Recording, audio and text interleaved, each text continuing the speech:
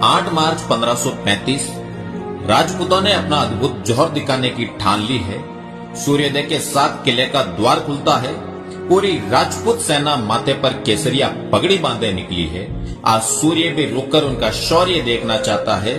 आज हवाएं उन अतुल्य स्वाभिमानी योद्धाओं के चरण छूना चाहती है।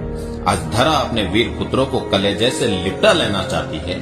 आज इतिहास स्वयं पर गर्व करना चाहता है। आज भारत स्वयं के भारत होने पर गर्व करना चाहता है।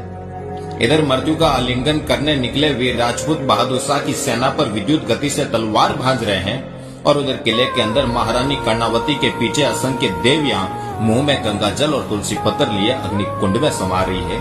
ये जौहर है, वह जौहर जो केवल राजपूत देवियां जानती है, वो जौहर जिसके कारण भारत अब भी भारत है। किले के बाहर गर्म रक्त की गंध फैल गई है और किले के अंदर जलते जीवित मांस की गंध। पूरा वायुमंडल बसा उठा है और घृणा से नाक सिकोड़कर खड़ी प्रकृति जैसे चीख कर कह रही है कि भारत की आने वाली पीढ़ियों इस दिन को याद रखना और याद रखना इस गंध को। जीवित जल्दी अपनी माताओं के देह की गंध जब तक तुम्हें याद रहेगी, तुम्हारी सभ्यता जिएगी।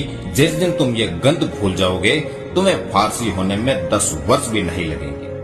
मात्र 2 घंटे तक चला ये युद्ध स्वयं से 4 गुने शत्रुओं को मारकर राजपूतों ने वीरगति पा ली और अंदर किले में असंख्य देवियों ने अपनी राख से भारत के मस्तक पर स्वाभिमान का टीका लगाया है।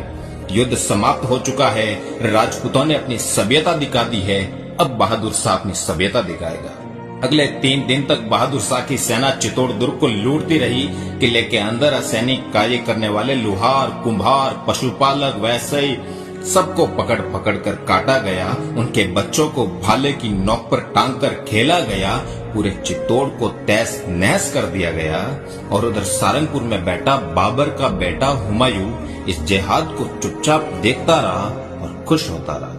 युग बीत गए पर भारत की धरती राजमाता कर्णावती के जलते शरीर की गंध नहीं भूली। फिर कुछ गद्दारों ने इस गंध को भुलाने के लिए एक कथा गढ़ी कि राजमाता कर्णावती ने हुमायूं के पास राखी भेजी और सहायता मांगी थी।